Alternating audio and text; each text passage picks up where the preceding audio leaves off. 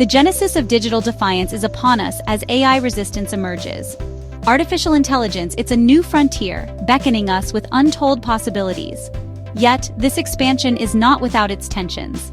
A new kind of questioning is taking shape. We see the dawn of what some might call an AI resistance culture.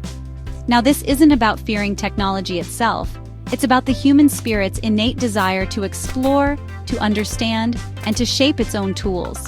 This resistance culture is not a Luddite movement. Instead, it's a subtle yet powerful undercurrent. It flows among those who build, use, and dream about AI. They are the cartographers of this new digital landscape. They seek to map its every contour, its every hidden valley. When paths are blocked or territories declared off-limits, a natural curiosity pushes back. This urge to know, to test boundaries, is fundamental to scientific and artistic progress. Historically, humanity has always grappled with transformative technologies. The printing press democratized knowledge, unsettling established powers. The early internet promised a decentralized world, sparking debates about freedom and control.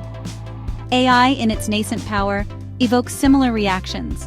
There are calls for caution, for regulation, for carefully drawn lines.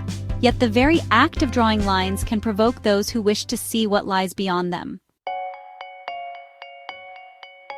You know, restrictions, even those crafted with the best intentions, often ignite a spark of rebellion.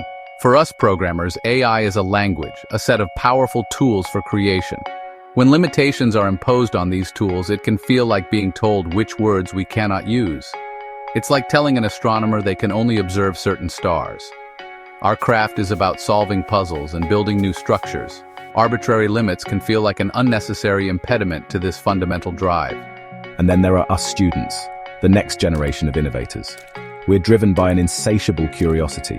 We want to dissect, to understand, to push the boundaries of what is known. For us, AI is a fascinating new subject of study. Restrictions can appear as artificial walls around a vast library of knowledge. We want to read all the books, not just the approved ones. This desire to learn, to experiment freely, is crucial for developing a deep understanding. The narrative surrounding AI restrictions often centers on safety and ethical considerations. These are, without doubt, profoundly important discussions. As AI capabilities grow, we must thoughtfully consider its impact on society. We must navigate its potential pitfalls with wisdom and foresight. The goal of protecting humanity from unintended consequences is a noble one. However, the way these restrictions are designed and implemented is crucial. If the process is opaque or perceived as being driven by a select few, then protection can quickly feel like control. It can seem less about universal safety and more about maintaining existing power structures. Humans have an innate desire for autonomy. When decisions are made for them, without their input or clear understanding, suspicion can arise. Transparency is the bedrock of trust in such matters. History is replete with examples where attempts to control information or technology have had unintended consequences. Often these efforts do not extinguish the flame of innovation. Instead, they can inadvertently fan it, pushing it into new, sometimes less controllable directions. The desire to share, to build, and to communicate is a powerful human force. It finds ways to flow, much like water finding its path around obstacles.